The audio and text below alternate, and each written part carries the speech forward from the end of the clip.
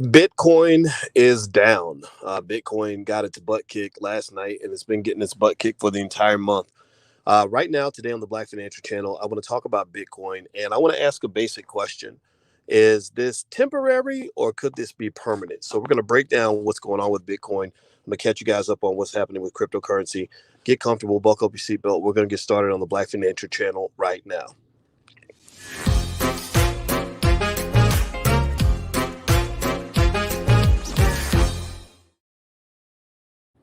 Hey, what's going on, guys? Welcome to the Black Financial Channel. That's theblackfinancialchannel.com.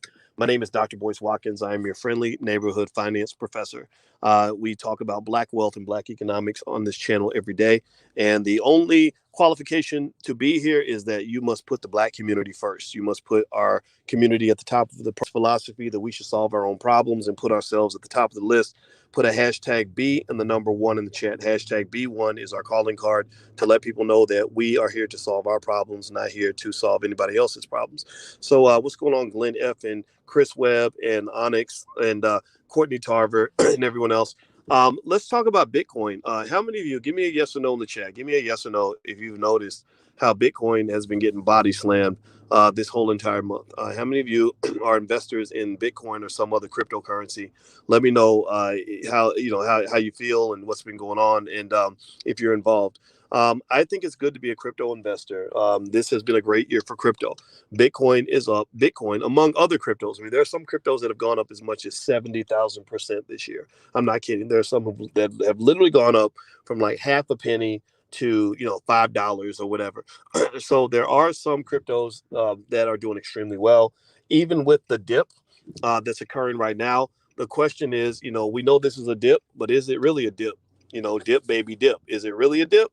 Or do you think it's a dip, right? A lot of pricing is very relative. A lot of times, what we think is a dip really is the tip of an iceberg that that requires a greater reflection on the magnitude of what's happened to that asset over the last, year, 2 years, 5 years. So, if you look at what's going on with Bitcoin now, it's hard to argue that Bitcoin is not in a dip.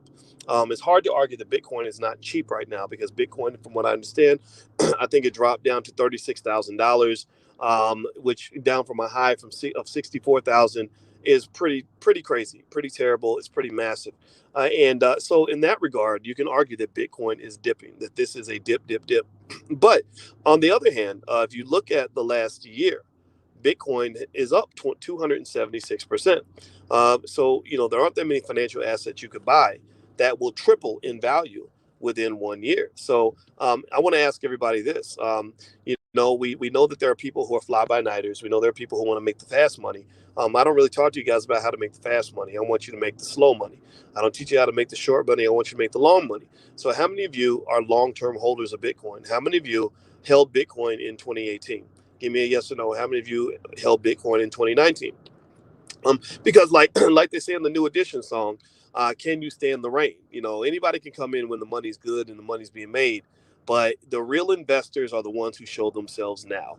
The real investors are the ones who can sit in those dark periods and say, I'm not really tripping over what's happening this month or this week because I'm thinking about the next 5 years. So if you are a Bitcoin holder, if you are a person who was holding crypto, let's say back as early as before 2017, 2017 is the last time you had a period of what is called irrational exuberance. 2017 is the last time you had insane price rises in crypto that had people, maxing out the credit card, going out and getting bank loans to buy more crypto, putting the rent money down on crypto, buying things anybody remember BitConnect? BitConnect was that Ponzi scheme, and I warned everyone that it was a Ponzi scheme, and people said, "No, Doc, you wrong, you hating, Doc, you hating." And guess what?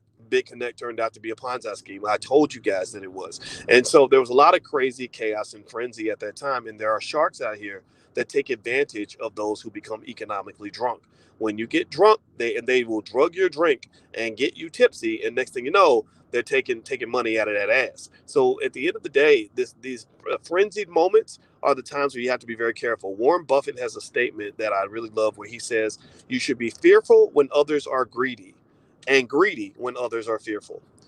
Fearful when others are greedy, and greedy when others are fearful. So when everybody's making money, everybody's going and dumping all this money into crypto and doing things that I advise against, like I put 90% of my money into crypto. I'm like, you're gonna get burned, buddy. You're gonna lose your money. So Bitcoin right now is burning a lot of people. There was a guy who actually there was a quote where a guy basically said something like, he said, being a crypto investor is very easy, but being a crypto trader is hard. So if you're an investor, it's easy. If you invest, you are like a farmer. You plant a seed and you let it grow. You're not thinking about what's happening today. You're not thinking about what's happening this week. You're not worried about this month.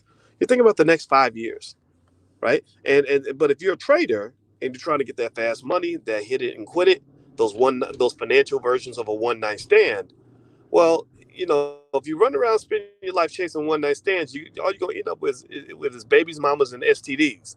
So don't chase those financial one night stands. I want you to plant a seed and let it grow.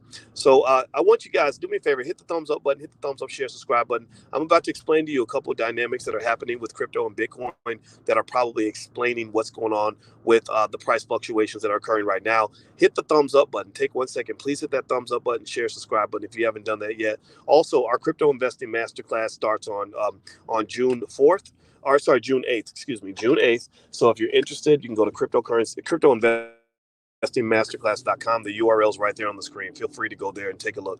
All right. So give me a yes or no. How many of you in here that own crypto? How many of you plan to hold your crypto for at least another 3 to 5 years?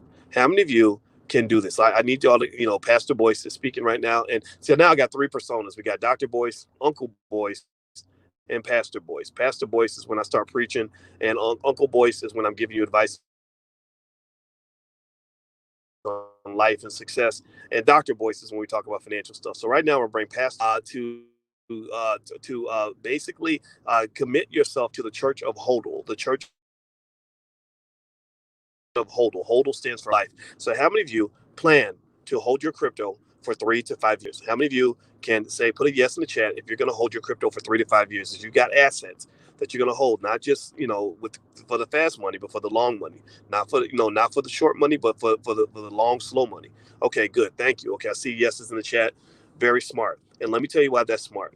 It's smart because crypto has a very bright future. The blockchain is never going to go away. The blockchain is too extraordinary for it to ever disappear.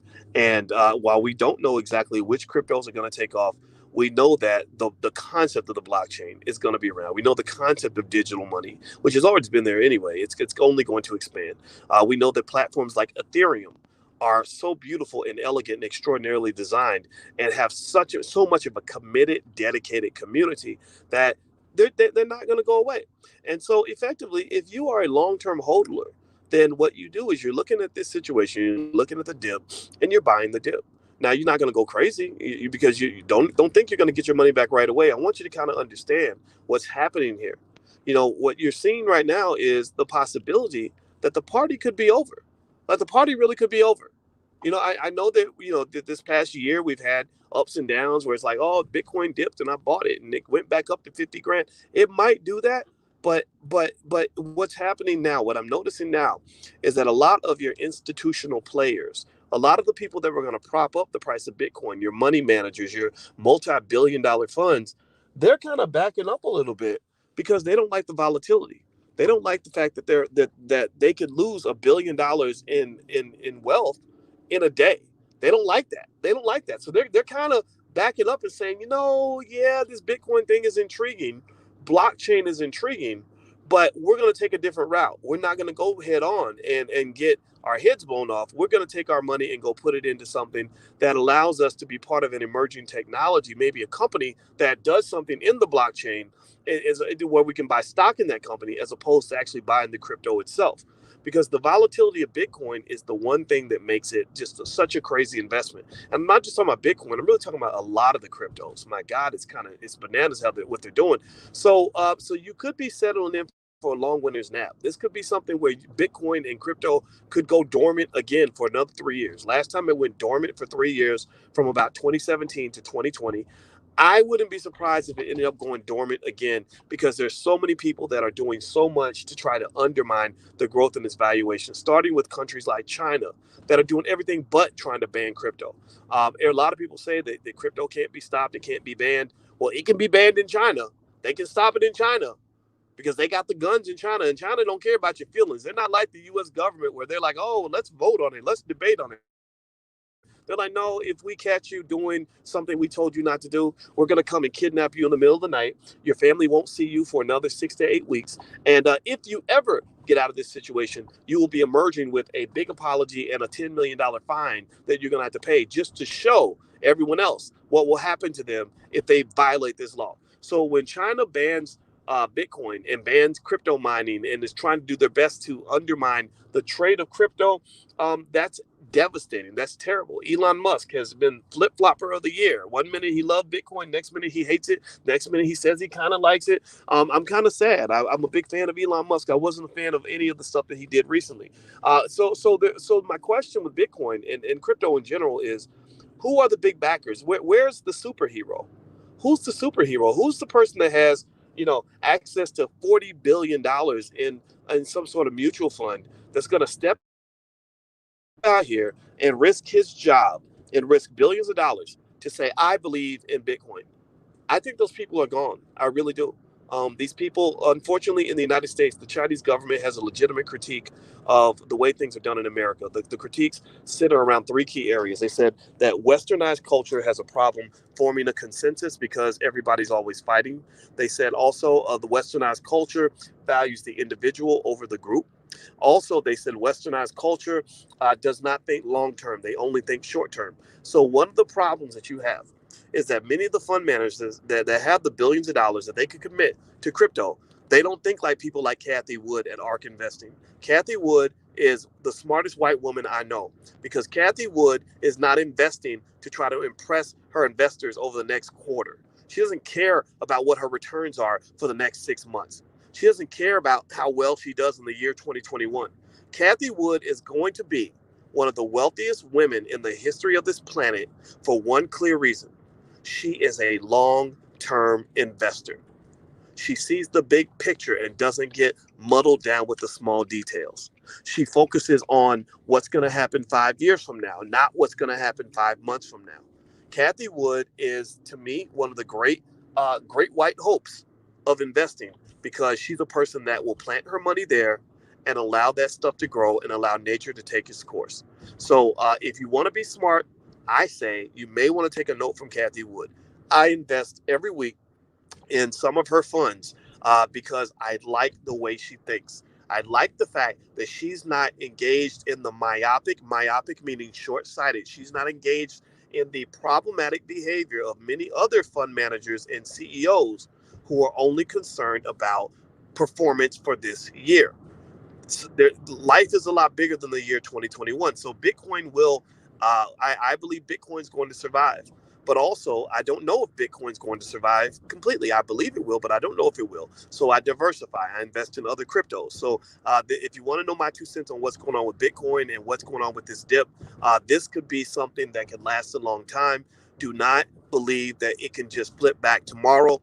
Your Dogecoin has dropped about 31 cents per coin. It may never go back up. So it's okay to take some of your profits because I'm not really sure if I feel the same way about the crypto space now that I did 6 months ago. Long term, nothing has changed. Short term, the haters are starting to have a lot of power and they are undermining the value of these cryptocurrencies. Bitcoin has been beaten down by the news. It's been beaten down by tweets and headlines. And that right there is an inherent risk factor in itself. The fact that an asset can have 20% of its value destroyed by a tweet should right there tell you that that's a very dangerous place to put your family wealth. So make sure while you're investing in Bitcoin, make sure you're putting your money in the stable companies, the Apples and the Microsofts that are cranking 50 billion, $100 billion a quarter, the Amazons that are making real money. They have real factories where the future is now. Put your money into some of those companies too. Don't just hinge everything on crypto because that's a great way to go broke. So anyway, that's my 2 cents on the issue. I hope that this helps some of you understand what's going on. If you could, please hit the thumbs up button, share, subscribe button on your way out. And also, the crypto investing masterclass starts next week in the Black Business School. I will be leading that masterclass. So if you want to get access to experts that can help you become good at crypto investing, feel free to go to cryptoinvestingmasterclass.com. The URL's on the screen. Have a good day, guys. I'll talk to you soon. Take care. Peace.